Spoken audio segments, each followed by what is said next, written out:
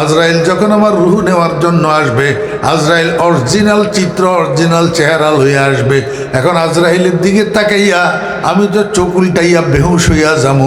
এই টাইমে ইচ্ছা করি তো লা ইলাহা ইল্লাল্লাহ পড়া কারো পক্ষে সম্ভব হবে না, যদি আল্লাহর মেহেরবানিতে মুখের থেকে লা ইলাহা ইল্লাল্লাহ বাহির না হয়। এই জন্য সারা জীবন আল্লাহর দরবারে কান্নাকাটি করা দরকার।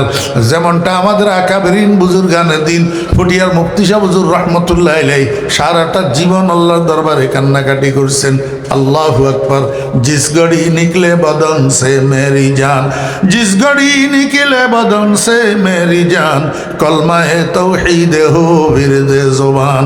मेघलेर मुफ्ती साहेब हुजूर मुफ्ती आजम साहब रहमतुल्लाह अलैहि আল্লাহর দরবারে কান্নাকাটি করেছেন। মৌতে বর ঈমান ও হাম সুন্নত কুনস, শাদ ও ফরহা দাখিলে জান্নাত কুনস। এখন তো আমরা ঘরে চোর ঢুকলে কান্দি, দোকানে আগুন লাগলে কান্দি, বাপ মারা গেলে কান্দি, মা মারা গেলে কান্দি, বউ মারা গেলে কান্দি, ছেলে মেয়ে মারা গেলে কান্দি, অসুস্থ হইলে কান্দি, দোস্ত বাবারা কোনো দিকে লস হইয়া গেলে টাকা পয়সা তখন কান্দি। কিন্তু সারাটা জীবন গেল, মরার সময় কালিমাটা পড়ি মরার জন্য এক ফোঁটা চোখের পানি ওই পর্যন্ত ফেলি না। এক ফোঁটা যদি বুঝতাম আমাদের কাছে যদি বুঝ থাকতো তাহলে দিবানিশি আল্লাহর দরবারে কানতাম। জিস ঘড়ি নিকলে বদন সে মেরি জান, কলমা হে তৌহিদ হো বিরদে জুবান। ইয়া আল্লাহ, যেই মুহূর্তে আমার শরীরের থেকে রুহটা বাইর হবে আমি তো বেহুশ হইয়া যাব, আজরাইলের চেহারা দেখি চোখ উল্টিয়া যাবে।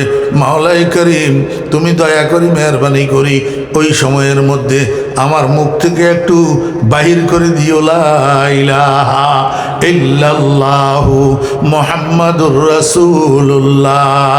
আমি দুনিয়া থেকে যাওয়ার সময় আমার মুখের শেষ কথাটা যেন লা ইলাহা ইল্লাল্লাহ হয়, আমি যেন বিনা হিসাবে জান্নাতে চলে যেতে পারি। আল্লাহু আকবার। কি বুঝাইতেছিলাম দোস্ত? আমাদের শরীরের মধ্যে তিনটা অঙ্গ আছে, এই তিনটা অঙ্গকে যদি সংশোধন করা যায় একটা মানুষ পরিপূর্ণ সংশোধন হয়ে যায়। তন্মধ্যে একটা অঙ্গ হইল জিহ্বা, এটারে সংশোধন করতে হবে কিভাবে? বেদরকারি কথা ছাড়তে হবে, মিথ্যা কথা ছাড়তে হবে, গীবত শেখায়ত ছাড়তে হবে, চগলখুরি ছাড়তে হবে, মিথ্যা বদনামি মিথ্যা সাক্ষী দেওয়া ছাড়তে হবে। আমার ভাইরা, মানুষের প্রকাশ্যে এবং গোপনে মনে কষ্ট দিয়া কথা বলা যাবে না। ওয়াইলুল লিকুল্লি হুমাজাতিল লুমাজা। প্রকাশ্য মানুষের মনে কষ্ট যায় এমন কথা বলা যাবে না, গোপনেও এমন কথা বলা যাবে না, যেই কথাটা শুনলে উনি মনে কষ্ট পাবে এমন কথা বলা যাবে না, এমন কথা বলা যাবে না। আমার ভাইয়েরা, আরেকটা অঙ্গ কি জানেননি? আরেকটা অঙ্গ হইল কলব। উর্দু ফার্সিতে বলে দিল, ইংরেজিতে বলে হার্ট, বাংলায় বলে অন্তর বা হৃদয়, আরবিতে বলে কলব। এটা মানব দেহের রাজধানী, হেডকোয়ার্টার অফ হিউম্যান বডি। এটা যদি ঠিক থাকে গোটা শরীর ঠিক, এইটা ব্যাঠিক হইলে গোটা শরীর ব্যাঠিক। আমার ভাইয়েরা, মুসলমানের পোলা কতগুলা রাত্রের 3টা পর্যন্ত শুইয়া শুইয়া ফ্রি ফায়ার খেলি মজা পায়, কিন্তু ফরিদুদ্দিন আল মোবারকের ওয়াজ শুনি মজা পায় না। হ্যাঁ, আপনাদের এখান দিয়ে নাই ফ্রি ফায়ার? ফ্রি ফায়ার আসেনি?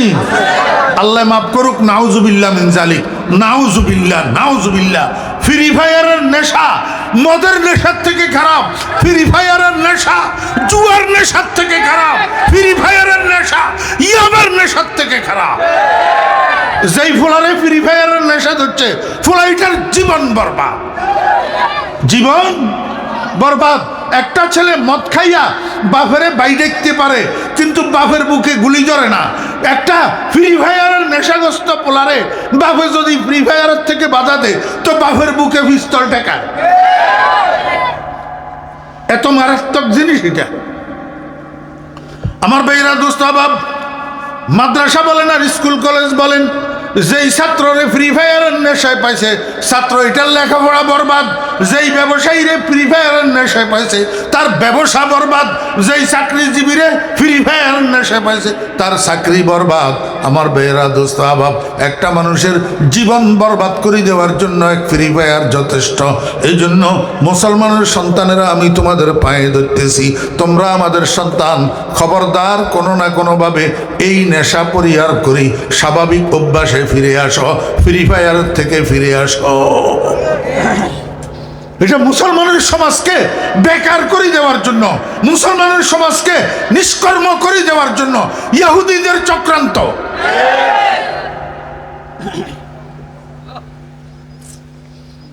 আল্লাহু আকবার। আমার ভাইয়েরা দোস্ত আহবাব, এই কলবটা ঠিক, চোখ ঠিক, কলব ঠিক, কান ঠিক, কলব ঠিক, মুখ ঠিক, কলব ঠিক, হাত ঠিক, কলব ঠিক, পাও ঠিক, কলব ঠিক নেই, কিচ্ছু ঠিক নেই। কলব ঠিক নেই, ব্রেন ঠিক নেই, কলব ঠিক নেই, ইমানের রুচি তার কাছে নাই, আমলের মজা তার কাছে নেই, কলব ঠিক না থাকলে। এই জন্য আল্লাহ পাক রব্বুল আলামিনকে বান্দা তোমার কলবের সংশোধন করো। ওয়াল্লাযীনা হুম লিযাকাতি ফাইলুন, তোমার কলবটাকে সংশোধন করো, কলবটাকে পবিত্র করো। আমি কোরআন হাদিস পুরাটা পর্যালোচনা করে দেখলাম, কলবকে সংশোধন করার মতো 4টা মেডিসিন পাইলাম, মৌলিকভাবে 4টা মেডিসিন। 1 নম্বর মেডিসিনের নাম তেলাওয়াতে কোরআন। তেলাওয়াতে, এখন তো বর্তমান সময়ে আম খাস নির্বিশেষে, স্কুলওয়ালা মাদ্রাসাওয়ালা নির্বিশেষে, আলেম আওয়াম নির্বিশেষে কোরআন তেলাওয়াত উঠি গেছে কইলে চলে। হক কথায় আহমক বেজার, গরম ভাতে বিলে বেজার, কইলে মারি খায় না কইলে বাপে হারাম খায়। এখন আর মানুষ আগের মতো কোরআন তেলাওয়াত করে না, কোরআন তেলাওয়াত। অথচ মানুষের দিল ঠিক করার মেডিসিন হলো কোরআন তেলাওয়াত। দিল ঠিক করার কয়, মানুষ একজনের সাথে একজনের ঝগড়া লাগলে কয় না তোর বেটা দিল ঠিক নেই, তোর বেটা কি নাই, দিল ঠিক নাই। এই দিল ঠিক করার মেডিসিন হলো কি? কোরআন তেলাওয়াত। আল্লাহর হাবিব জনাব রাসূলুল্লাহ সাল্লাল্লাহু আলাইহি ওয়াসাল্লাম বলেন, ইন্না হাযিহিল কুলুবা তাসদাউ কামা ইয়াসদাউল হাদিদু ইযা সাবাহুল মা। কিলা ওয়া মা জিলাউহা ইয়া রাসূলুল্লাহ? ক্বালা কাসরাতু যিকরিল মাউতি ওয়া তিলাওয়াতুল কুরআন ওয়া ফি রিওয়ায়াতিন ওয়া তিলাওয়াতিল কুরআন আও কামা ক্বালা নবিয়্যু আলাইহি সালাতু ওয়াস সালাম। বলেন, কলবকে সংশোধন করার 1 নম্বর মেডিসিন কি? কোরআনে কারিমের তেলাওয়াত। কোরআনে কারিমের তেলাওয়াত। 2 নম্বর মেডিসিনের নাম জিক্রুল্লাহ। 2 নম্বর মেডিসিন কি? জিক্রুল্লাহ, আল্লাহর জিকির। ও ভাইরা দোস্ত আহবাব, কি দিয়ে আল্লাহর জিকির করবেন? 1 নম্বর তো খায়রুল আকওয়াল দিয়ে আল্লাহর জিকির করবেন। খায়রুল আকওয়াল লা ইলাহা ইল্লাল্লাহ, এটা দিয়ে আল্লাহ জিকির করবেন। উঠকে বৈঠকে, চলতে ফিরতে, হাঁটায় চলায়, দোকানের ক্যাশে, জমিনের লাইলে, অফিসের চেয়ারে, যেখানে থাকবেন মুখটা অবসর আছে লা ইলাহা ইল্লাল্লাহ, লা ইলাহা ইল্লাল্লাহ, লা ইলাহা ইল্লাল্লাহ মুহাম্মাদুর রাসূলুল্লাহ। যত বেশি পড়বেন তত কলব পরিষ্কার হবে, যত বেশি পড়বেন তত কলবের সাফাই হবে, যত বেশি পড়বেন তত কলবের সংশোধন হবে, যত বেশি পড়বেন তত কলব রোগ মুক্ত হইয়া কলব পবিত্র হইতে থাকবে। 2 নম্বর জিকির ইসমে জাত। ইসমে আল্লাহ পাকের জাতের নাম। আল্লাহ পাকের জাতের নাম। আল্লাহ পাকের মোট 100টা নাম। আল্লাহ পাকের মোট কয়টা নাম? 100টা নাম। এর মধ্যে আল্লাহ পাকের জাতের নাম হইল আল্লাহ। আল্লাহ পাকের জাতি নাম কি? আরো 99টা নাম আছে, সেগুলা গুণবাচক নাম, সেগুলা সিফতি নাম। আল্লাহ পাকের একটা জাতি নাম আল্লাহ। আমার ভাইরা দোস্ত আহবাব, ওয়া হাযা আল ইসমুল আযম, এটাই ইসমে আজম। এই নামটা উচ্চারণ করি আল্লাহর কাছে দুনিয়ার মানুষ যা চায় তাই আল্লাহ দান করে। এই জন্য আমাদের নবীজি আমাদেরকে দোয়া শিক্ষা দিয়েছেন, আল্লাহুম্মা ইন্নী আসআলুকা বিইসমিকাল আযম, আল্লাহ আল্লাহ আল্লাহ। এই দোয়াটা পাঠ করি, মানুষ যখন আল্লাহর কাছে কিছু চায় আল্লাহ পাক তাকে সেটা দে। মানুষ যখন আল্লাহর কাছে কোনো দোয়া করে আল্লাহ পাক তার দোয়া কবুল করে। আল্লাহ পাকের জাতি নাম উচ্চারণ করাটাই ইবাদত। কথা কয় না? আল্লাহ ইবাদত হয়েছে। কি হয়েছে? ইবাদত হয়েছে। এই আধা সেকেন্ড যে খরচ হইল, আধা সেকেন্ডের অর্ধেক সিকি সেকেন্ড যে খরচ হইল, আল্লাহ এই সময়টা আমলনামার মধ্যে ইবাদত লেখা হয়েছে। কি লেখা হয়েছে? ইবাদত। আল্লাহ শব্দ এটা উচ্চারণ করাই ইবাদত। অতএব যদি লা ইলাহা ইল্লাল্লাহ লম্বা মনে হয় তাহলে ছোট জিকির করবেন, আল্লাহ পাকের ইসমে জাতের জিকির, আল্লাহ আল্লাহ আল্লাহ আল্লাহ আল্লাহ আল্লাহ আল্লাহ আল্লাহ আল্লাহ আল্লাহ আল্লাহ আল্লাহ আল্লাহ। যেখানে বসেন ডাইনে বামে কেউ নেই, নিরিবিলি নির্জনে যদি করতে পারেন, আর 2 ফোঁটা চোখের পানি যদি বাইর হয়, আল্লাহর হাবিব ঘোষণা করেছেন কিয়ামতের ময়দানে 7 সূর্যের তাপের থেকে বাঁচাইয়া আল্লাহ পাক আরশের ছায়ার মধ্যে আপনারা জায়গা করে দিবে। আল্লাহ আল্লাহ। কেউ শুনানির দরকার নেই তো, কারোর শুনানির দরকার নাই। নিজে নিজে মনে মনে নিজে শুনেন মতো আওয়াজে আল্লাহ আল্লাহ আল্লাহ আল্লাহ আল্লাহ আল্লাহ আল্লাহ আল্লাহ আল্লাহ। যতক্ষণ জুটবেন ততক্ষণ আমলনামায় ইবাদত লেখা হবে। কি লেখা হবে? ইবাদত লেখা হবে। আল্লাহু আকবার। সময় কম তো এই জন্য একটু সংক্ষেপে বলে যেতেছি। তাহলে কলবকে সংশোধন করার 2 নম্বর মেডিসিন কি? আল্লাহ জিকির। আল্লাহর 1 নম্বর মেডিসিন কি? কোরআন তেলাওয়াত। 2 নম্বর মেডিসিন আল্লাহ জিকির। 3 নম্বর মেডিসিন কাসরাতু যিকরিল মাউত। কাসরাতু যিকরিল মাউত, বেশি বেশি মৃত্যুকে স্মরণ করা। বেশি বেশি মৃত্যুকে কি করা? স্মরণ করা। বেশি বেশি মৃত্যুকে কেমনে স্মরণ করবেন আমার ভাইরা? দোস্ত স্বভাব 2টা পদ্ধতি। 1 নম্বর পদ্ধতি হলো যত কাজ করবেন সব কাজের শেষ কাজ মনে করি করবেন। এই যে আজকে মাহফিলের মধ্যে বসছেন, এই মাহফিলটা আপনার আমার জীবনের শেষ কাজ হইতে পারে। আপনি বয়ান শুনতেছেন না? বয়ান শুনতেছেন না? আপনি মনোযোগ এদিকে কেন গেল?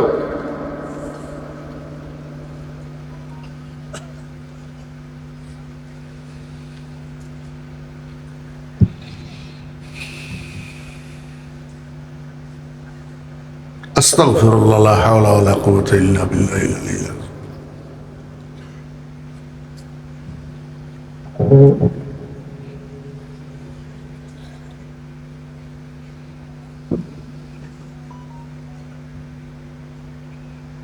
কি বলতেছিলাম?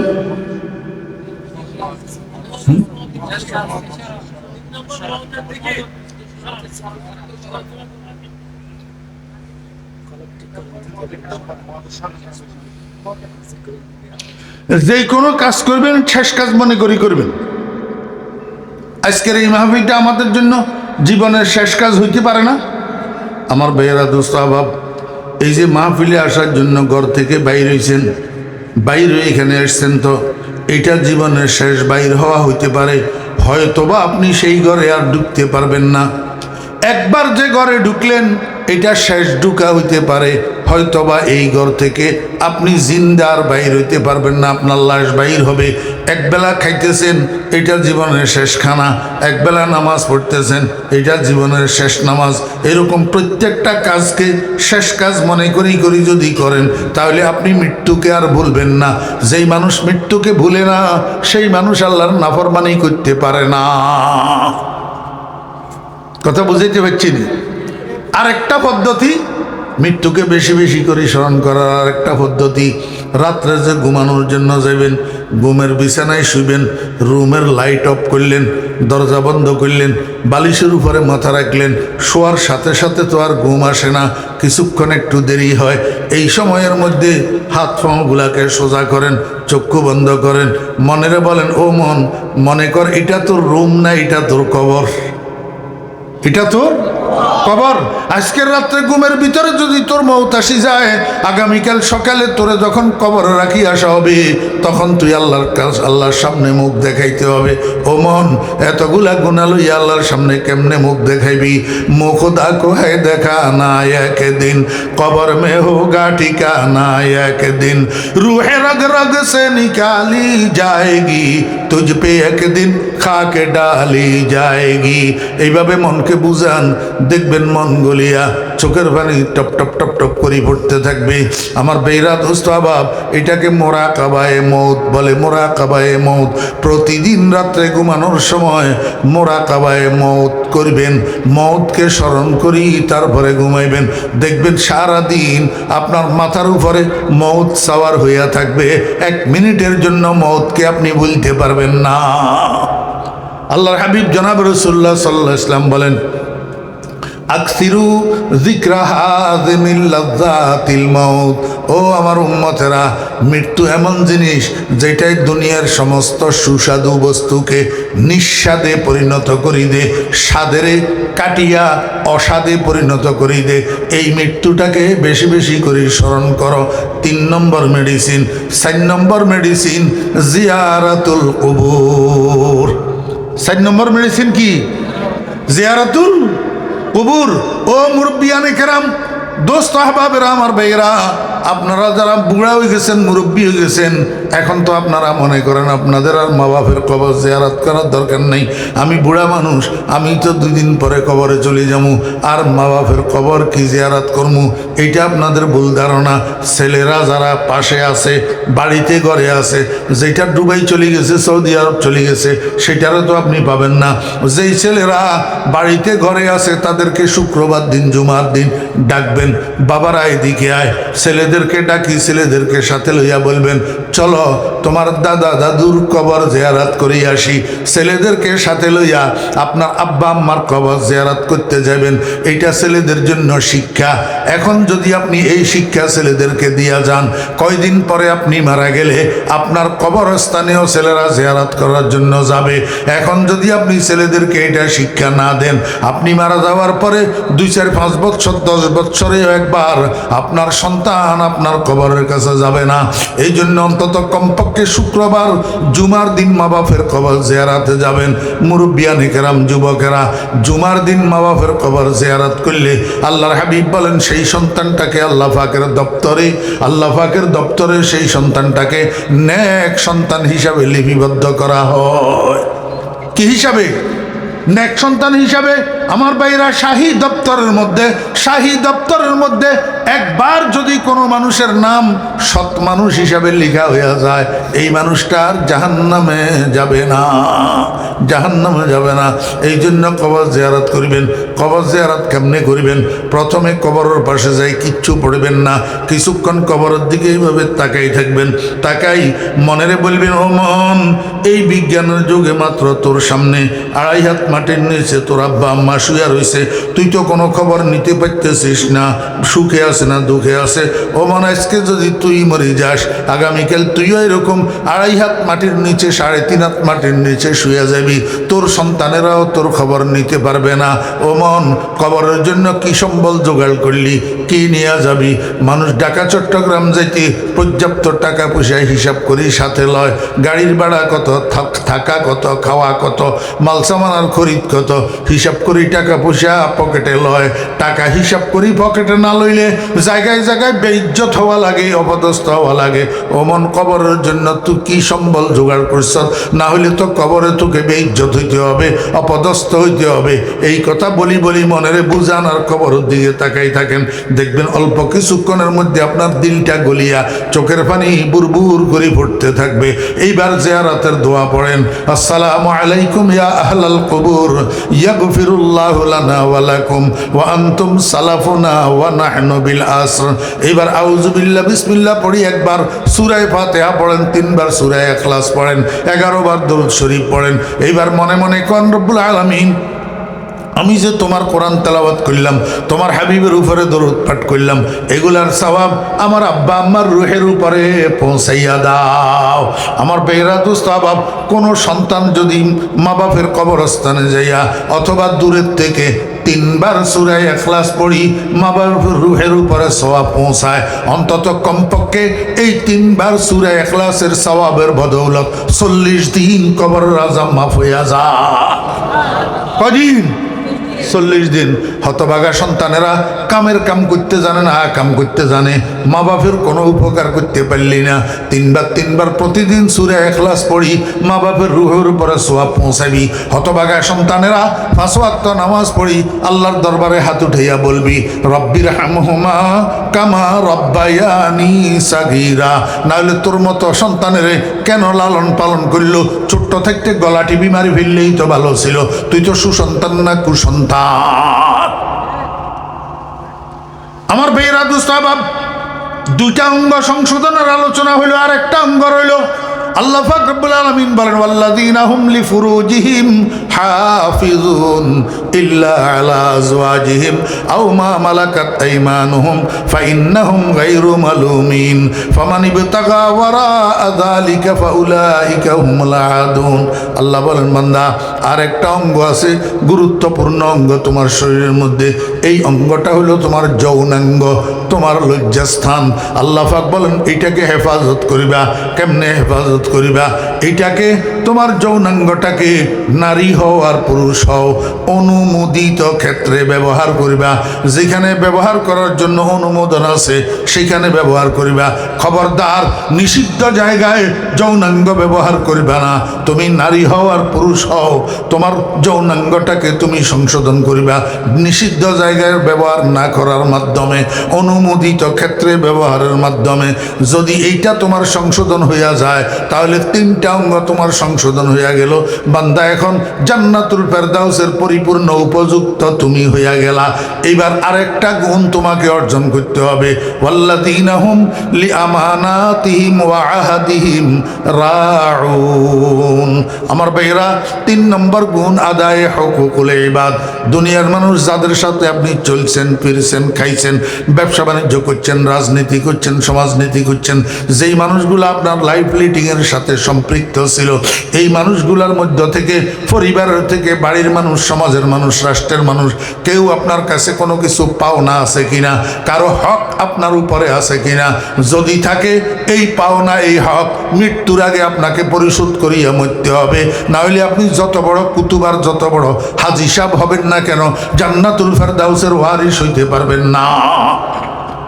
আল্লাহ পাক রব্বুল আলামিনকে জিজ্ঞেস করলাম, মাওলায়ে কারীম, তাহলে আমি হুকুকুল ইবাদ কিভাবে আদায় করে যেতে পারবো?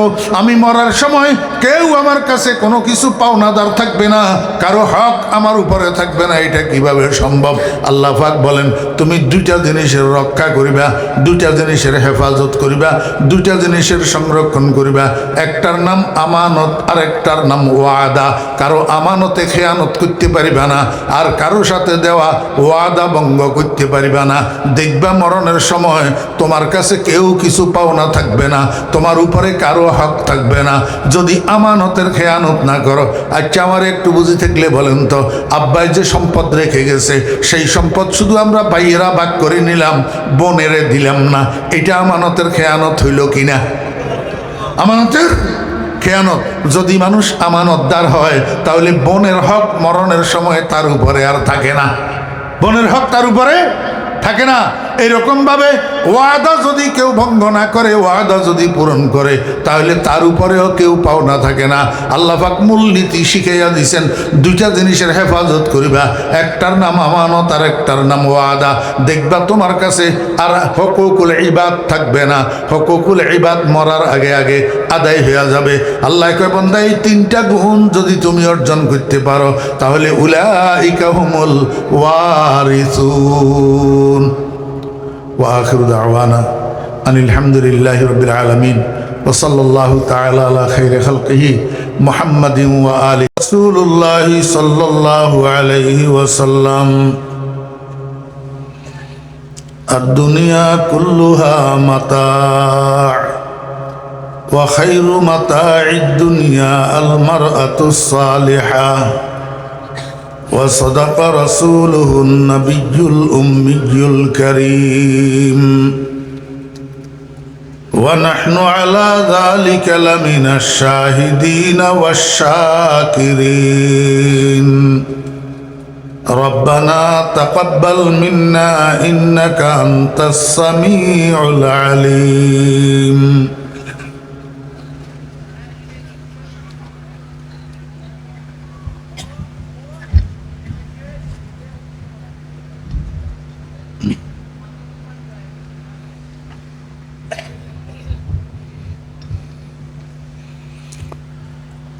محترم صدر जलसा ग्रामी कदर हजरात उलमाए किराम समावेत सर्वस्तरेर दिनदार मुसलमान भाईरा प्राणप्रिय युवक तरुण भाईरा पर्दार आड़ालेर सम्मानिता पर्दानशी मा ओ बोनेरा महान आल्लाह रब्बुल आलमीनेर अपरिसीम दयार एहसान आल्लाह रब्बुल आलमीन आमादेरके आज 10 জানুয়ারি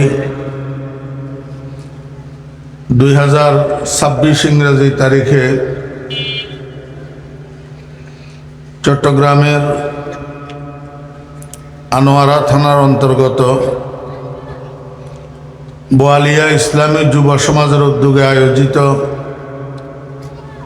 आजकेर এই মহতী 17তম ইসলামী সম্মেলনে আমাদেরকে অংশগ্রহণ করার তৌফিক দিয়েছেন। এজন্য আমরা সবাই মহান রব্বুল আলামিনের শুকর আদায় করি আলহামদুলিল্লাহ। কথা শুরু করার আগে আমি আপনাদেরকে একটা অনুরোধ করি, এই যে জায়গাটা সামনে খালি, এই জায়গাটা একটু পূরণ করে বসেন।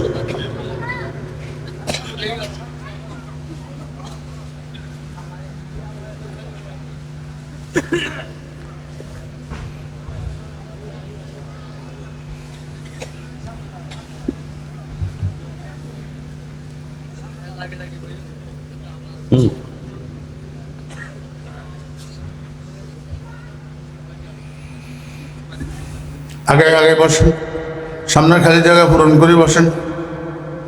প্রত্যেক জিনিসের একটা সুন্দর আছে, সুন্দর না হইলে কাজ সুন্দর হয় না, কথা সুন্দর হয় না।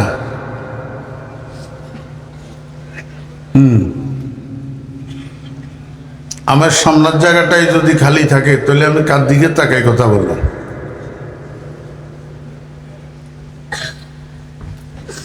বরাবর সামনের খালি জায়গা পূরণ করে বসেন, অলসতা করবেন না। অলস মানুষের দুনিয়াও বরবাদ, আখিরাতও বরবাদ। সামনের খালি জায়গা পূরণ করেন দ্রুত।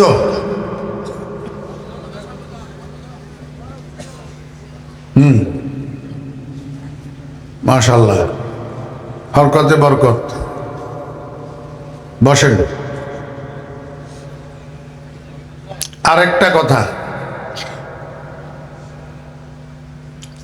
মাহফিলের শেষে বিরিয়ানির ফটলা আসেনি? হ্যাঁ, আছে না নাই?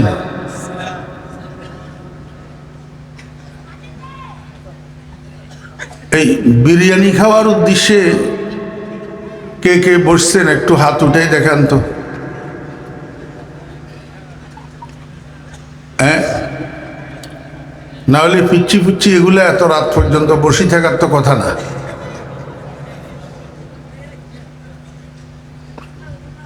খবরদার, ইন্নামাল আমালু বিন্নিয়াত, নিয়তের মধ্যে যদি ত্রুটি থাকে তো এই আমল 2 পয়সার কাজেও আসবে না। এই জন্য নিয়ত সহি করে বসতে হবে। বিরিয়ানির পোটলা একটা মানে কি? অল্প কিছু চাউল, অল্প কিছু চাউল। আমাদের সকলের ঘরে ভাত আছে না নেই? আমরা প্রতিদিন ভাত খাইতো, তাহলে এই অল্প সেটটা চাউলের জন্য ভাতের জন্য পাগল হব কেন? আল্লাহ মাফ করেন, নাউযুবিল্লাহি মিন যালিক। আমরা এই উদ্দেশ্যে আসিনি, আমরা আসছি বয়ান শোনার উদ্দেশ্যে। ঠিক আছে ইনশাআল্লাহ। বয়ান শোনার উদ্দেশ্যে কে কে বসছেন? মাশাআল্লাহ, হাত নামান।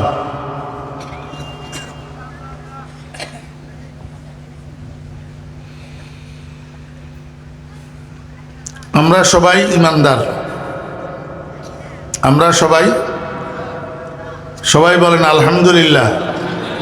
আমরা সবাই ইমানদার, কয় না? আলহামদুলিল্লাহ, আমরা সবাই ইমানদার। আল্লাহ পাক গোটা পৃথিবীর মধ্যে দুই প্রকারের মানুষ বানাইছেন। এক প্রকারের নাম ইমানদার, আর এক প্রকারের নাম বেঈমান। ঠিক আছে নি? আর কথা ওনারা বুঝতে লাগবেন না, চট্টগ্রামের ভাষায় হইন না। ইন বাইরের তো মানুষকে ইন্ধন দিয়ে ওনার ভাষা কথা কইলেন গম লাগত না। ইটাল্লাই একেবারে সহজ শুদ্ধ ভাষায় কই, একখানা মনোযোগ তাইলে ইনশাল্লাহ বুঝিবেন, মনোযোগ লাইব। আল্লাহ পাক কয় প্রকারের মানুষ বানাইছেন? এক প্রকারের নাম ইমানদার, আরেক প্রকারের নাম বেঈমান। তো মানুষ যখন দুই প্রকার, আল্লাহ পাক এই মানুষের জন্য শেষ ঠিকানা বানিয়ে রাখছেন দুইটা। শেষ ঠিকানা দুইটা, একটার নাম জান্নাত, আরেকটার নাম বুঝে থাকলে বলুন। জান্নাত ইমানদারের ঠিকানা, বেঈমানের ঠিকানা? আর জাহান্নাম ইমানদারের ঠিকানা না বেঈমানের ঠিকানা? তাহলে আমরা যেহেতু আলহামদুলিল্লাহ বললাম আমরা সবাই ইমানদার, তাহলে আমরা জান্নাতে যাইতে চাইবো না জাহান্নামে? নাউযুবিল্লাহি মিন যালিক। আমরা কেউ জাহান্নামে যাওয়ার প্রত্যাশা করি না, আমরা আশা করি কোথায় যাওয়ার? জান্নাতে যাওয়ার। জান্নাত আমাদের বাবার বাড়ি, জান্নাত আমাদের বাবার বাড়ি। আমাদের বাবার নাম হযরতে আদম আলাইহিস সালাম। হযরত আদম আলাইহিস সালাম, আমাদের বাবা জান্নাতে ছিলেন, জান্নাত থেকে দুনিয়াতে আসছেন, আবার সপরিবারে জান্নাতে যাবেন। কেমনে? সপরিবারে আবার কোথায় যাবেন? জান্নাতে যাবেন। তো এখন আদম আলাইহিস ইসলামের পরিবারের মধ্যে আদম আলাইহিস ইসলামের সন্তানেরা দুই ভাগে বিভক্ত। এক ভাগ সন্তান হইল সুসন্তান, আর এক ভাগ সন্তান হইল কুসন্তান। সুসন্তান হইল ইমানদার, আর কুসন্তান হইল বেঈমান। তা আপনারা জানেন বাপের উত্তরাধিকারী হয়, বাপের ওয়ারিশ হয় বাপের সুসন্তান। কুসন্তান বাপের ওয়ারিশ হয় না। কুসন্তানের বাপ কোর্টে যাইয়া এফিডেভিট করে ত্যায্য পুত্র করে দে, সম্পত্তির থেকে বেদখল করে দে, ওয়ারিশ হওয়ার সুযোগ দেয় না। আল্লাহ পাক বলেন ইমানদাররাই কিয়ামতের ময়দানে সফল হবে। ইমানদাররা কিয়ামতের ময়দানে কি হবে? সফল হবে। কি পাইয়া সফল হবে? আল্লাহ পাক বলেন উলাইকা হুমুল ওয়ারিসুন, তারা তাদের বাপের বাড়ি ওয়ারিশ হবে, তাদের বাপের বাড়ির ওয়ারিশ হইয়া সফল হবে। বাপের বাড়ির নাম কি? আল্লাযিনা ইয়ারিসুনাল ফিরদাউস, তাদের বাপের বাড়ির নাম জান্নাতুল ফেরদাউস। জান্নাতুল ফেরদাউস, এই জান্নাতুল ফেরদাউসের ওয়ারিশ হবে। হুম ফিহা খালিদুন। দুনিয়াতে দেখেন একজনে বাড়ি একটা একজনের জন্য বরাদ্দ করলে আরেকজনে আসি সেটার থেকে উৎখাত করে দেয়। জি, একজনে বরাদ্দ দিলে আরেকজনে কি করে? উৎখাত করে দেয়। কিন্তু আল্লাহ পাক বলেন জান্নাতুল ফেরদাউসে যদি তুমি একবার ঢুকতে পারো সেখান থেকে তোমারে উৎখাত করতে পারে এমন কোনো বাটপার আমার সৃষ্টির মধ্যে নাই। সেখানে বাটপারি মাস্তানি চলবে না। একবার যদি তুমি তোমার বাপের বাড়ি জান্নাতুল ফেরদাউসের ওয়ারিশ হইয়া সেখানে প্রবেশ করতে পারো, চিরস্থায়ী হায়াত, যেই হায়াতের শুরু আছে শেষ নাই, তুমি সেখানেই বসবাস করবা, সেখান থেকে কেউ তোমাকে উৎখাত করতে পারবে না। এই পর্যন্ত কথা বুঝছেন? তাহলে ঈমানদারগণ কি হবে? সফল হবে। কি পাইয়া? জান্নাতুল ফেরদাউসের ওয়ারিশ হইয়া। আল্লাহ পাক বলেন, হে ঈমানদারগণ, বেশি খুশি হইও না। শুধু ঈমানদার হইলেই যে তুমি বাপের বাড়ির ওয়ারিশ হইয়া যাইবা এমনটা কিন্তু না। তুমি তোমার আব্বার সন্তান হওয়ার পরেও তোমার বাপের বাড়ির ওয়ারিশ হওয়ার জন্য, জান্নাতুল ফেরদাউসের ওয়ারিশ হওয়ার জন্য তোমার 3টা গুণ অর্জন করতে হবে। কয়টা গুণ? মনে থাকবে? কালকে সকালে চায়ের দোকানে বসে বলতে পারবেন কয়টা গুণ অর্জন করতে হবে? 3টা গুণ। 1 নম্বর গুণের নাম তাআল্লুক মা আল্লাহ। 2 নম্বর গুণের নাম ইসলাহে নফস। 3 নম্বর গুণের নাম আদায়ে হুকুকুল ইবাদ। এগুলা তাফসীরের পরিভাষা, আমি বাংলায় আপনাদেরকে বুঝে দিতেছি। 1 নম্বর গুণের নাম তাআল্লুক মা আল্লাহ। আমার মুখে মুখে বলেন, 1 নম্বর গুণের নাম তাআল্লুক মা আল্লাহ। বলেন বলেন। এই ইসলামী পরিভাষাগুলা মুসলিম যুবক তরুণদের মুখস্থ থাকা উচিত, মুখস্থ থাকা উচিত। তাহলে মুসলিম যুবক তরুণেরা আর গোশত বাদ দিয়া মাংস বলবে না, কদু বাদ দিয়া লাউ বলবে না, লাউ বলবে না। আমাদের শত্রুরা ভুলেও আমাদের একটা শব্দ ব্যবহার করে না। এরা ভুলেও আমাদের পানিকে পানি বলে না, জল ছাড়া। এরা ভুলেও আমাদের কদুকে কদু বলে না, লাউ ছাড়া। এরা ভুলেও আমাদের গোশতকে গোশত বলে না, মাংস ছাড়া। কিন্তু মুসলমানের সন্তানেরা এই ইতিহাস জানে না যে হিন্দুরা মাংসকে মাংস কেন বলে। মাংস শব্দটা একটা সংযুক্ত শব্দ। মা, অংশ, এই 2টা শব্দ সংযুক্ত হইয়া হয়েছে মাংস। মা, অংশ, এই 2টা শব্দ সংযুক্ত হইয়া হয়েছে কি? মাংস। কিসের মা কিসের অংশ? গোমাতার অংশ, গোমাতার অংশ। আমরা গরুর গোশতকে গোশত বলি, আর তারা বলে মাংস। কেন মাংস বলে? তারা গরুরে মা জানে, মা। গরুরে কি জানে? মা জানে। এই জন্য তারা গরুর পূজা করে, গরুর পেশাব খায়, গরুর গোবর পূজা করে, কিন্তু গরুর গোশত খায় না।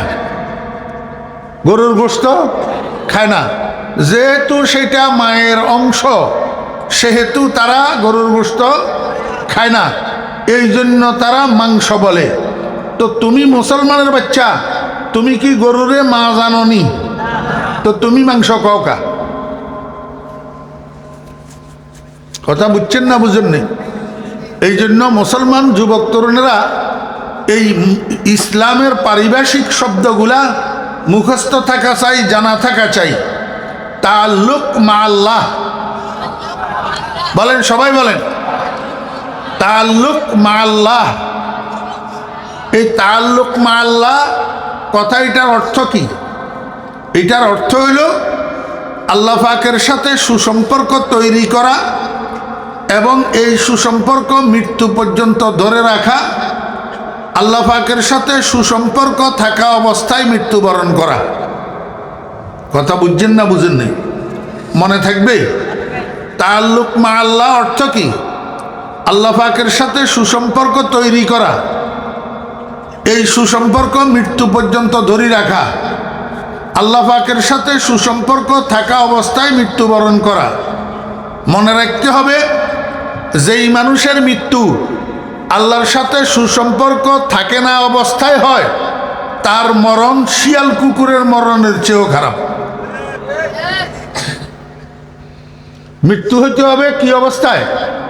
আল্লাহর সাথে সুসম্পর্ক থাকা অবস্থায়। আপনারা প্রশ্ন করতে পারেন, হুজুর আমি তো আমার বাপের সন্তান, আমার বাপের বাড়ির ওয়ারিশ আমি হব, আরেকজন তৃতীয় থার্ড পার্সনের সাথে আমার সুসম্পর্ক করতে হবে কেন? আমি আদমের সন্তান, জান্নাত আদমের বাড়ি, আমি আদমের আওলাদ, আমি জান্নাতের ওয়ারিশ হব, আল্লাহর সাথে সুসম্পর্ক করতে হবে কেন? আমার ভাইয়েরা, দোস্ত আহবাব, আপনাদের এখানে পার্শ্ববর্তী বাজারের নাম কি? কালীগঞ্জ বাজার, কালীবাড়ি বাজার। হ্যাঁ, আপনার আব্বা কালীবাড়ি বাজারে একটা দোকান করে 30 বছর।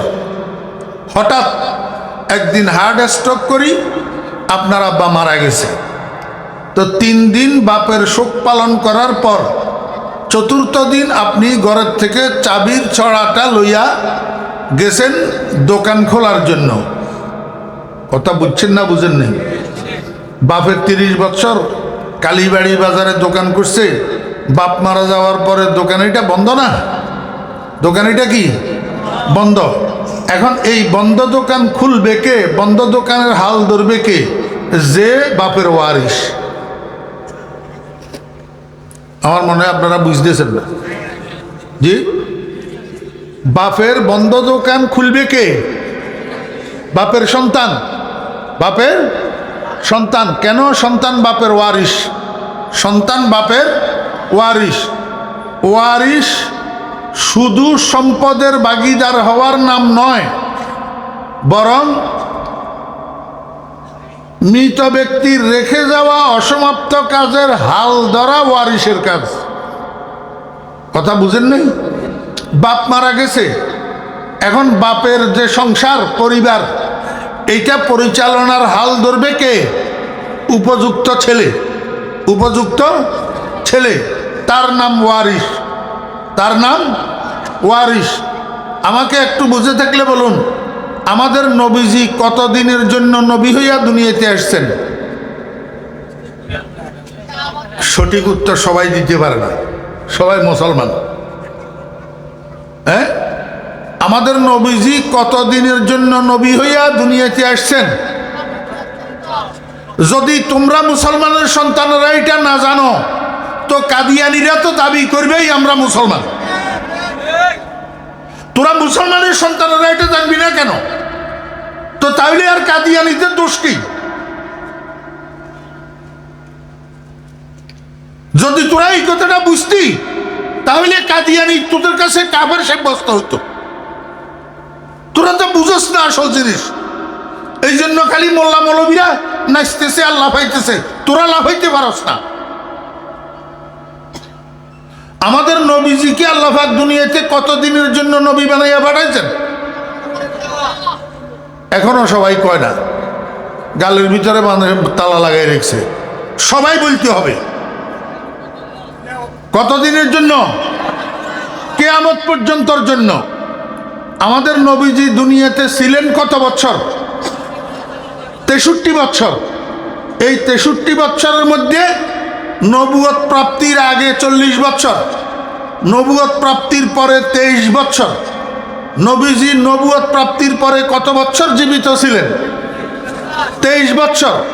23 বছর নবুয়তের কাজ করার পরে নবীজি দুনিয়াতে আসেন না গেছেন? কথা কয় না। এতগুলা মানুষ একসাথে কথা কইলে অনেক বড় হয় না আওয়াজ? এটা অলস কতগুলা লই বসছি আমি মুর্দার মতন। কথা বলতে হবে। রাসূল আকরাম সাল্লাল্লাহু আলাইহি ওয়াসাল্লাম 23 বছর নবুয়তের কার্যক্রম পরিচালনা করার পর আসেন না গেছেন? কিন্তু নবীজিকে নবী বানাইয়া পাঠাইছেন কিয়ামত পর্যন্তর জন্য। এখন নবীজি তো 23 বছর নবুয়তের কার্যক্রম পরিচালনা করে দুনিয়াতে গেছেন। এখন নবীজি চলে যাওয়ার পর কিয়ামত পর্যন্ত নবীজির নবুয়তের কার্যক্রম চলবে না বন্ধ হবে? চলবে। কারা হাল ধরবে এই কাজে? ওয়ারিসেরা। কারা হাল ধরবে? বাপ মরে যাওয়ার পর বাপের রেখে যাওয়া ব্যবসার হাল ধরে বাপের ওয়ারিসে। নবীজি দুনিয়ার থেকে যাওয়ার পর নবীজির রেখে যাওয়া নবুয়তের কাজের হাল ধরবে কিয়ামত পর্যন্ত নবীজির ওয়ারিসেরা। নবীজির ওয়ারিস কারা? ওলামায়ে কেরাম। নবীজির ওয়ারিস কারা? ওলামায়ে কেরাম। যেহেতু নবীজি বলে গেছেন আনা খাতামুন নবিয়্যিন আলা নবিয়্যা বাদি, আমি শেষ নবী, আমার পরে আর দুনিয়াতে কোনো নবী আসবে না। এখন নবীজি দুনিয়া থেকে চলে যাওয়ার পর নবীজির এই কথাটা প্রচার করবে কারা? আলেমেরা। নবীজির এই কথাটা প্রচার করবে কারা? আলেমেরা। যদি কেউ দাবি করে আমি অথবা আমার সমর্থক অমুক নবী, তার গলা টিপি দিবে নবীজির ওয়ারিসরা, আলেমেরা। কথা বুঝেন নাই?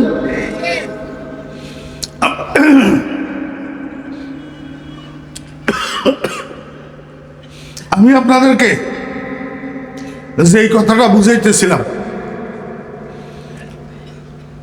3 দিন বাপের শোক পালন করার পর ঘরে দোকানের শাটারে যেই তালা লাগানো আছে, তালা এগুলার চাবি আছে না, ঘরের থেকে চাবি লইয়া ছেলে এইটা গেছে দোকান খোলার জন্য। যাইয়া দেখে দোকানের শাটারের মধ্যে এইদিকে একটা এইদিকে একটা 2টা নতুন তালা লাগানো। যেই তালাগুলার চাবি ঘরে রাখা চাবির চড়ার মধ্যে নাই। এখন ছেলে দোকান খুলতে পারে না। পার্শ্ববর্তী দোকানদাররা জিজ্ঞেস করলো, আঙ্কেল আমাদের দোকানের শাটারের মধ্যে এই নতুন তালা এগুলা কে লাগাইছে? তো পার্শ্ববর্তী দোকানদারে কয়, ভাতিজা এই যে বাজারের পাশের বাড়ির হাজি আব্দুল করিম সাহেব তোমাদের এই স্যার ডাইনার দিকে না বামার দিকে কথা কয় না, তোর বাম পাশে দেওসকা।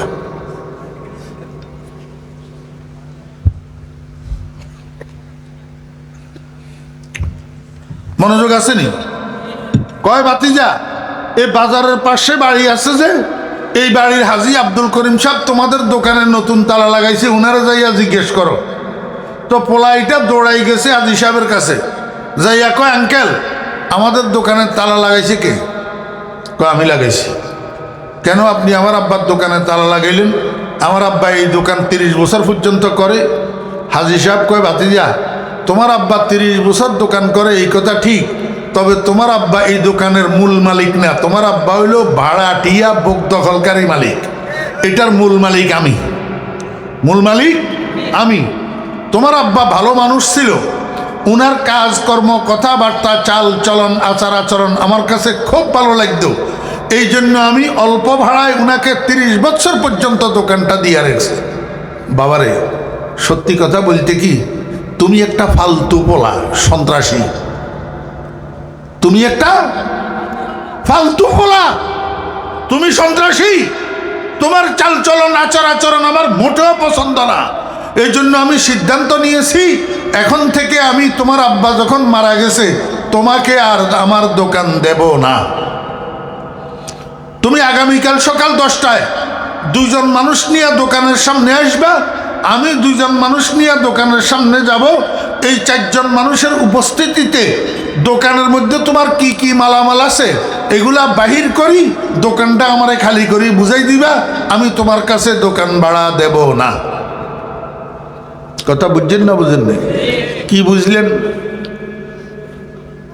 আপনার আব্বা 30 বছর পর্যন্ত দোকানটা করল, কিন্তু এরপরে আপনার সন্তান দোকানের ওয়ারিশ হইতে পারল না। কেন? মূল মালিকের সাথে আপনার ছেলের সুসম্পর্ক নাই। মূল মালিকের সাথে আপনার ছেলের সুসম্পর্ক নাই।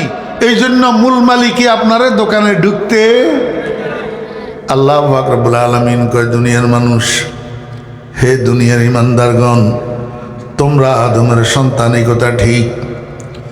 সেই হিসাবে তোমরা জান্নাতের উত্তরসূরি, জান্নাতের ওয়ারিস, এই কথা ঠিক। কিন্তু আরেকটা কথা তোমাদের মনে রাখতে হবে, তোমার আব্বার বাড়ি জান্নাত, কিন্তু তোমার আব্বা জান্নাতের মূল মালিক না, বুক দখলকারী মালিক। এই জান্নাতের মূল মালিক আমি আল্লাহ। মূল মালিক কে? আল্লাহ পাক রব্বুল আলামিন বলেন, বান্দা, আমার সাথে যতক্ষণ সুসম্পর্ক তৈরি করিবা না, ততক্ষণ পর্যন্ত তুমি আদমের সন্তান হইলেও, ইমানদার হইলেও জান্নাতের ওয়ারিস হইতে পারিবা না। যদি জান্নাতের ওয়ারিস হইতে চাও, আমি আল্লাহর সাথে সুসম্পর্ক তৈরি করো এবং সেই সুসম্পর্ক মৃত্যু পর্যন্ত ধরে রাখো, সেই সুসম্পর্কের উপরে মৃত্যুবরণ করো, তাহলেই তুমি জান্নাতের ওয়ারিস হইতে পারিবা। বুঝছেন না? বুঝেন না? এই পর্যন্ত কথা বুঝছেন? তাহলে শুধু ইমানদার হইলেই, শুধু আদমের সন্তান হইলেই জান্নাতুল ফেরদাউসের ওয়ারিস হওয়া যাবে না? তাআল্লুক মা আল্লাহ পয়দা করতে হবে। তাআল্লুক মা আল্লাহ পয়দা করতে হবে, আল্লাহর সাথে সুসম্পর্ক তৈরি করতে হবে। যেহেতু জান্নাতুল ফেরদাউসের মূল মালিক আল্লাহ, মূল মালিক রব্বুল আলামিনকে জিজ্ঞেস করলাম, মাওলাই করিম, তাহলে আপনার সাথে সুসম্পর্ক কিভাবে করব? আপনার সাথে সুসম্পর্ক করার মাধ্যম কি হবে? কেমনে করব? আমাদেরকে একটু বলুন না। আল্লাহ পাক রব্বুল আলামিন কয়, বান্দা, আমার সাথে সুসম্পর্ক করার মাধ্যম হইল 5 ওয়াক্ত নামাজ। কথা কয় না? আল্লাহ পাকের সাথে সুসম্পর্ক তৈরি করার মাধ্যম কি? 5 ওয়াক্ত নামাজ। তাইলে এবারে আপনারাই একটু বলেন না, এই বেনামাজি যদি মারা যায়, আল্লাহর সাথে সুসম্পর্ক অবস্থায় মারা যাইতেছে? হ্যাঁ, আল্লাহু আকবার। বেনামাজির সাথে আল্লাহর সাথে সুসম্পর্ক আছে? নাই। কারণ আল্লাহর সাথে সুসম্পর্ক তৈরি করার মাধ্যম কি? আমার ভাইয়েরা, দোস্ত আহবাব, মরার কোনো টাইম টেবিল আছে না? গত 3-4 দিন আগে আমার গ্রামে একটা ছেলে মারা গেছে। বয়স খুব বেশি হইলে 37-38 হবে। পিকআপ চালাইতো, পিকআপের ড্রাইভার। হঠাৎ করে স্ট্রোক করি মারা গেছে। বাপ কিন্তু এখনো জিন্দা, বাপ এখনো জিন্দা। তাহলে বাপের হাতের উপরে সন্তান চলে গেল, সিরিয়াল ঠিক আছে না? Serial break, serial break. এই জন্য ও যুবকেরা, তরুণেরা, ও তরুণেরা, যুবকেরা, কোনো গ্যারান্টি নাই যে তুমি তোমার আব্বার সমান বয়স পাইবা, তুমি তোমার দাদার সমান বয়স পাইবা, তুমি চুল দাড়ি সাদা করি মরবা, এটার কোনো গ্যারান্টি নাই। অতএব কারণে যদি আল্লাহর সাথে সুসম্পর্ক তৈরি করি, আল্লাহর সাথে সুসম্পর্কের উপরে মরতে হয়, তাহলে নামাজ ধর, নামাজ ধর। নামাজ না ধরি কোনো উপায় নাই। আল্লাহর সাথে সুসম্পর্ক তৈরি করার মাধ্যম কি? নামাজ। এখন একটা প্রশ্ন, যে কিছু কিছু মানুষে নামাজ পড়ে কিন্তু সকাল থেকে সন্ধ্যা পর্যন্ত সারা মিথ্যা কথা কয়। সারা কি কয়? সারা মিথ্যা কথা কয়। বুঝিও কয়, না বুঝিও কয়, জানিও কয়, না জানিও কয়, দরকারেও কয়, বেদরকারেও কয়, যেখানে মিথ্যা বলার দরকার নেই সেখানেও কয়। আর এর চেয়ে বাঙ্গি কইলাম না। যেখানে মিথ্যা বলার দরকার নেই সেখানেও কয়। আপনারা আমারে একটু বুঝে থাকলে বলুন তো, কোন নামাজি মানুষ মিথ্যা কথা বলতে পারে? তা হে আগের কাতারে নামাজ পড়ে, মসজিদের সভাপতি, মসজিদের সেক্রেটারি, মসজিদের কেশিয়ার, মসজিদ কমিটির সদস্য, কপালে দাগ পড়ে গেছে নামাজের, তার মুখ থেকে এই মিথ্যা কথা কেমনে বাইর হয়? বোঝা গেল নামাজ ঠিক নেই। নামাজ 5 ওয়াক্ত নামাজ পড়ে কিন্তু গ্রামে সুদের উপরে টাকা লাগায়। 5 ওয়াক্ত নামাজ পড়ে, বদলা দিয়া আরেকজনের জমিনের আইল কাটি ওই বাইরের সাইডে দিই এইগুলা দিয়ে বান্ধি দে, নিজের জমিনটা বড় করার জন্য, আরেকজনের জমিনটা ছোট করার জন্য। কি লাভ হবে তোমার নামাজ দিয়া? আমার বেয়েরা দোস্ত আহবাব, তাহলে বুঝা গেল আমার নামাজে আমার উপকার করতেছে না, নামাজের দ্বারা আল্লাহর সাথে সুসম্পর্ক তৈরি হইতেছে না। এটার কারণ কি? আল্লাহ পাক রব্বুল আলামিন কয়, বান্দা তোমার নামাজের মধ্যে একটা জিনিসের অভাব আছে। একটা জিনিসের, যেই জিনিসটার অভাব, সেই জিনিসটাকে আরবি ভাষায় বলে খুশু। কি বলে? খুশু।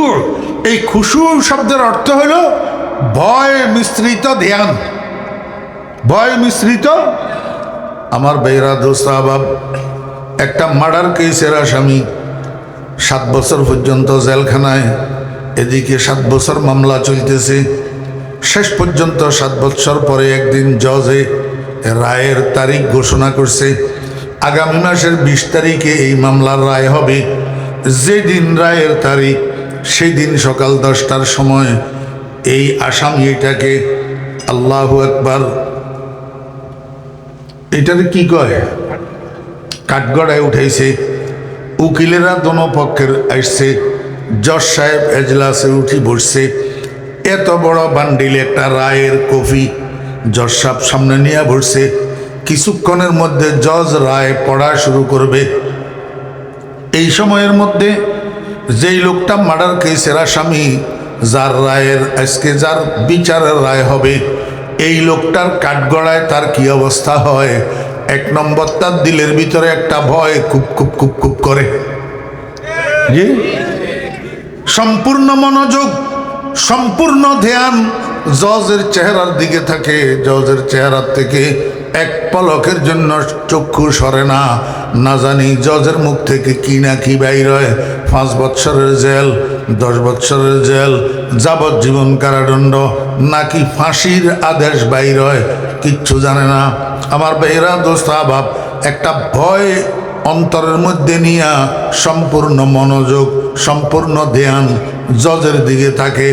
এই যে একটা ভয় মিশ্রিত ধ্যান, আল্লাহ পাক রব্বুল আলামিন কয়, বান্দা যখন তুমি আল্লাহু আকবার তাকবীরে তাহরিমা বলিয়া নামাজ শুরু করলা, এইবার সালাম ফিরানো পর্যন্ত তোমার দিলের ভিতরে আমি আল্লাহর দিকে একটা ভয় মিশ্রিত ধ্যান থাকবে।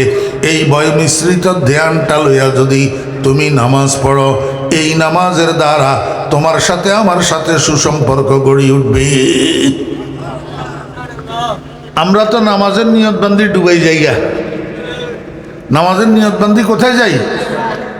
আফসোসের বিষয় কি জানেননি? আফসোসের বিষয়, মুসলমানের ফোলা কতগুলা শিক্ষিত অশিক্ষিত নির্বিশেষে এত বড় বড় চাইতা চাইতা কথা কয়, এক এক কথা 5 মণ ওজন, কিন্তু গোড়ার ডিম নামাজটা পড়তে জানে না, তাশাহুদটা শুদ্ধ করে মুখস্থ জানে না, দরুদ শরীফটা শুদ্ধ করে মুখস্থ জানে না, দোয়ায়ে কুনুতটা শুদ্ধ করে মুখস্থ জানে না, আলাম তারা থেকে নাস পর্যন্ত 10টা সূরা শুদ্ধ করে মুখস্থ জানে না, জানাজার নামাজের দোয়াটা শুদ্ধ করে মুখস্থ জানে না। মুসলমানের বাচ্চারা কথা বলে ফাকনা ফাকনা, কথা বলে। আপনার বিশ্বাস না হইলে এই এখন মাহফিলের ভিতরে পরীক্ষা নেন না, কয়জনে জানাজার নামাজের দোয়া শুদ্ধ করে মুখস্থ বলতে পারে? আমি কান কাটি ফেলবো। তাহলে কয়জনে পারে? 100 জনের ভিতরে যদি 10 জনে পারে, আল্লাহু আকবার। নামাজের নিয়তবন্দি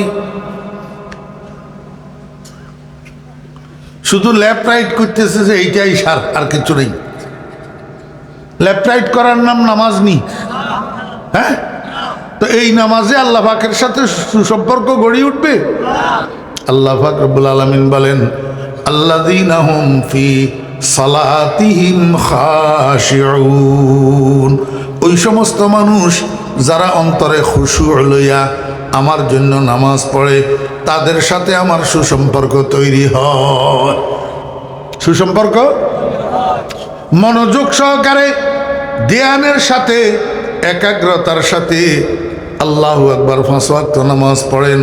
5 ওয়াক্ত নামাজ আমাদের সাথে, আমাদের এক সাথী ছিল, হে 2 মিনিটে 10 রাকাত পড়তো নামাজ, 2 মিনিটে।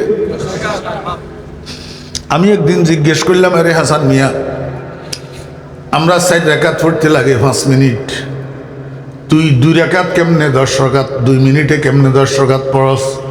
হে আমারে কয়, তোদের মেশিন এটা বাংলা মেশিন, ভালো করে চলে না, আমারটা জাপানি মেশিন, করকরাই কাটে। এবার আমাদের সমাজে ফলা কতগুলো আছে জাপানি মেশিনওয়ালা, করকরাই কাটে, এমনি খালি উঠে আর বসে, খালি উঠে আর বসে।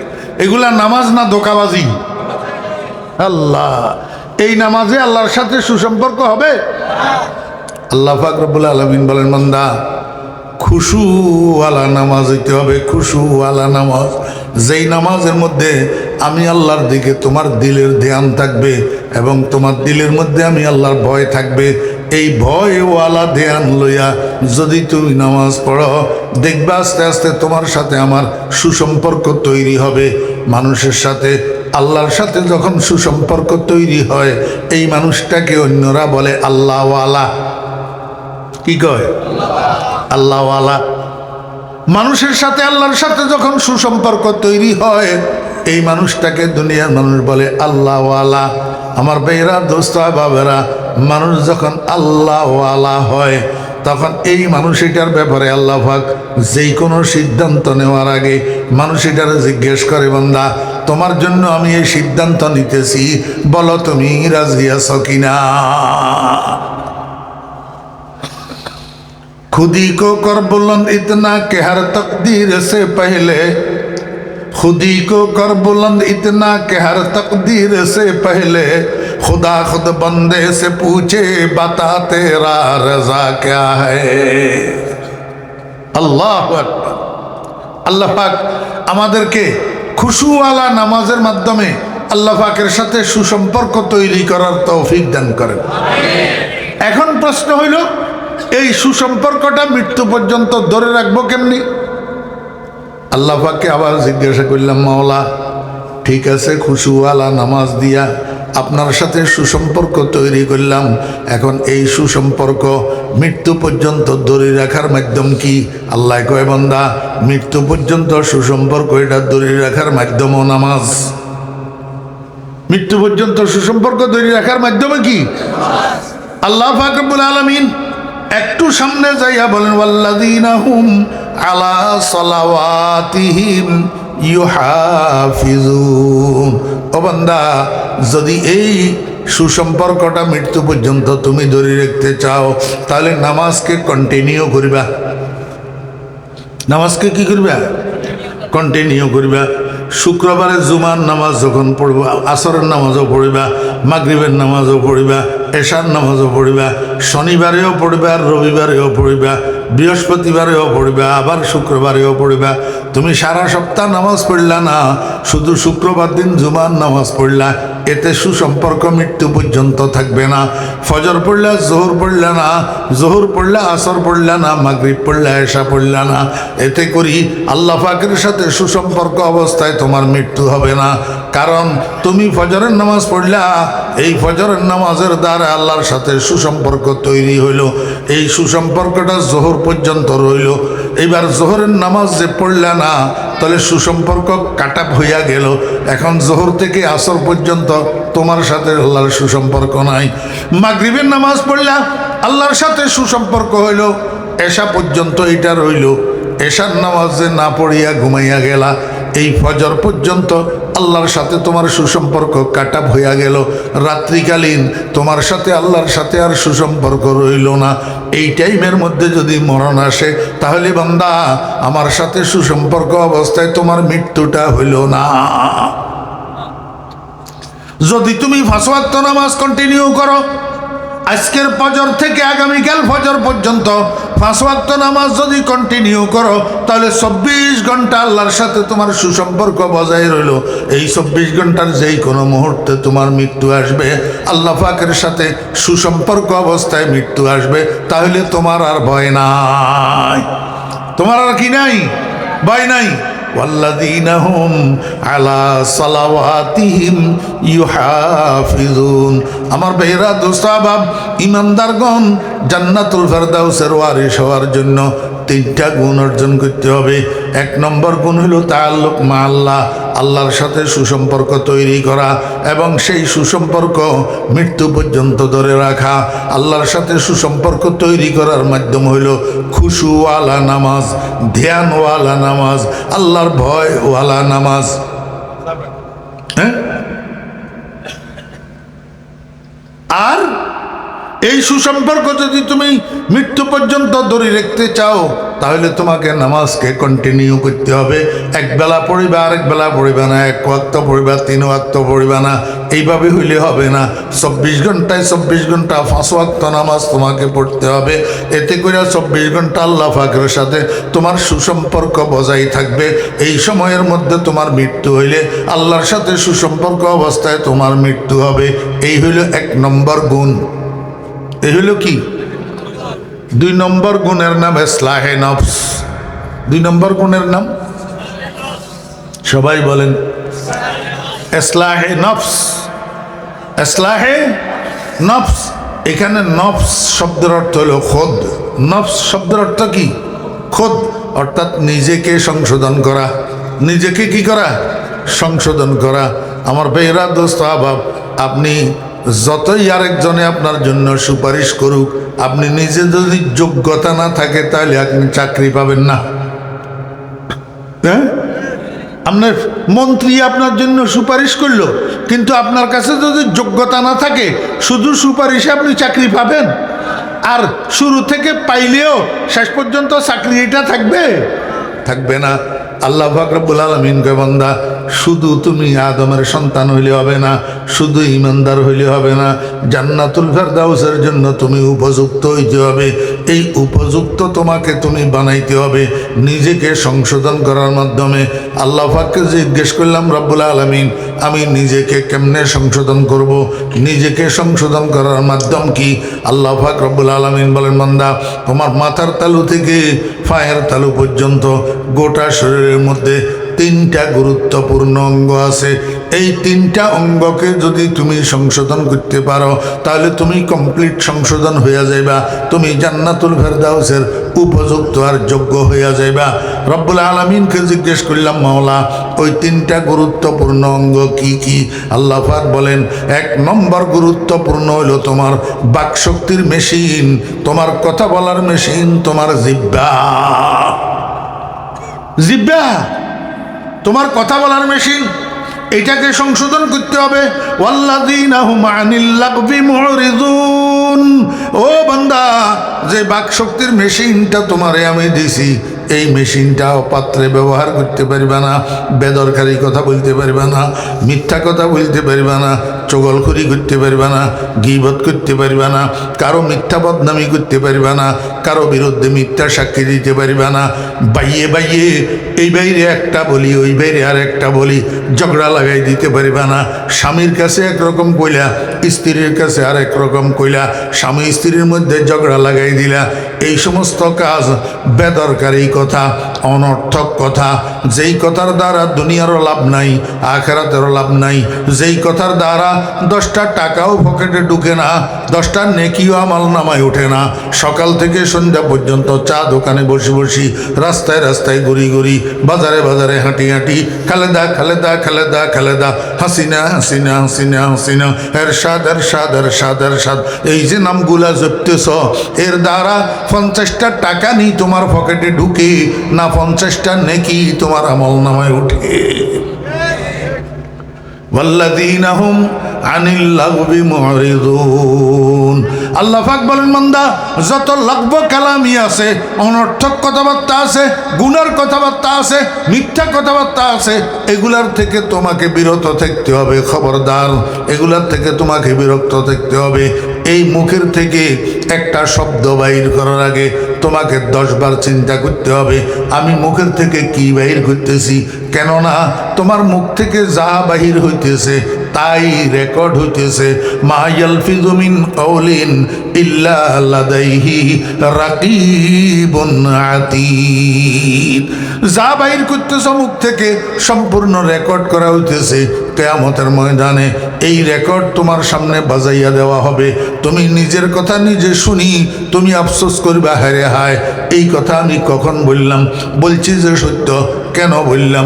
তখন তুমি হায় আফসোস করিবা, কিন্তু তখন আফসোস আর কোনো কাজে আসবে না। আল্লাহ পাক রব্বুল আলামিন বলেন জিহ্বাটাকে সংশোধন করো। আল্লাহর হাবিব জনাব রাসূলুল্লাহ সাল্লাল্লাহু আলাইহি ওয়াসাল্লাম বলেন আমার উম্মতেরা যদি কথা বলতেই হয় তাহলে ভালো কথা বলো, আর ভালো কথা যদি না বলো তাহলে চুপ থাকো। মন্দ কথা বলার থেকে চুপ থাকা ভালো। সাহাবীরা কয় ইয়া রাসূলুল্লাহ ভালো কথা কোন কথা? রাসূল আকরাম সাল্লাল্লাহু আলাইহি ওয়াসাল্লাম বলেন এই পৃথিবীর মধ্যে সর্বশ্রেষ্ঠ কথা লা ইলাহা ইল্লাল্লাহ। এর চেয়ে উত্তম, এর চেয়ে ভালো, এর চেয়ে শ্রেষ্ঠ আর কোনো কথা নেই। কি কর আসেনি আমার ভাইয়ের সাহাব? লা ইলাহা ইল্লাল্লাহ, লা ইলাহা ইল্লাল্লাহ। আওয়াজের একটু টানি, মাদ্দা বিহা সাউতাহু, লা ইলাহা ইল্লাল্লাহ। একবার যদি বলেন, একবার আওয়াজের একটু টানি, লা ইলাহা ইল্লাল্লাহ। একবার যদি বলেন একসাথে 4000 গুনাহ মাফ হইয়া যাবে। কয় হাজার? 4000 গুনাহ। রাইফেলের গুলি মিস হইতে পারে, আমার নবীজির জবান মিস হইতে পারে না। আমার ভাইয়েরা দোস্ত আহবাব, এত বড় সত্যবাদী পৃথিবীতে আর আসেও নাই, আসবেও না, মহা সত্যবাদী। ও দোস্ত আহবাবেরা, আল ফজলু বিমা শাহিদাত বিহিল আদা। দুশ্মন যদি আপনার পক্ষে সাক্ষী দে তাহলে আপনি সত্যই সত্যবাদী, আপনি সত্যিই বাস্তববাদী। রাসূল আকরাম সাল্লাল্লাহু আলাইহি ওয়াসাল্লামকে আমানতদার লকব দিছিল মক্কার কাফেররা আল আমিন। আল্লাহু আকবার। ও ভাইরা দোস্ত আহবাব, একবার পড়লে যদি 4000 গুনাহ মাফ হয়, 100 বার পড়লে কত হাজার? আমার ভাইরা 100 বার পড়লে 4 লক্ষ গুনাহ মাফ হয়। সকালবেলায় 100 বার, সন্ধ্যাবেলায় 100 বার, দৈনিক 200 বার করি লা ইলাহা ইল্লাল্লাহ, লা ইলাহা ইল্লাল্লাহ, লা ইলাহা ইল্লাল্লাহু মুহাম্মাদুর রাসূলুল্লাহ। 10 থেকে 15 মিনিট সময় খরচ হবে। 24টা ঘন্টা, এক ঘন্টার মধ্যে 60টা মিনিট আল্লাহর দেওয়া খরচ হইতেছে। সকালে 10 মিনিট খরচ করেন, সন্ধ্যায় 10 মিনিট খরচ করেন। সকালে 100 বার পড়েন লা ইলাহা ইল্লাল্লাহ, সন্ধ্যায় 100 বার পড়েন লা ইলাহা ইল্লাল্লাহ। আল্লাহ সত্য, আল্লাহর রসুল সত্য, 8 লক্ষ গুনাহ আমল নামা থেকে মাফ হইয়া যাবে। কত গুনাহ? 8 লক্ষ গুনাহ। আল্লাহু আকবার। এর চেয়ে ভালো কথা আল্লাহ দুনিয়ার উপরে আর নাই। আমার ভাইরা দোস্ত আহবাব, আল্লাহর হাবিব জনাব রাসূলুল্লাহ সাল্লাল্লাহু আলাইহি ওয়াসাল্লাম বলেন কোনো মানুষ দুনিয়ার থেকে যাওয়ার সময় শেষ কথা তার মুখ থেকে যদি বাইর হয় লা ইলাহা ইল্লাল্লাহ, এই কথাটা মুখের থেকে বাইর হওয়ার পরে আর কোনো কথা তার মুখ থেকে বাইর হয় নাই, এই কথাটা শেষ কথা। আল্লাহর হাবিব বলেন কিয়ামতের ময়দানে তার কোনো হিসাব নাই, নিকাশ নাই, বিনা হিসাবে সোজা বেহেশত। কিন্তু একটা সমস্যা হইল, আল্লাহু আকবার,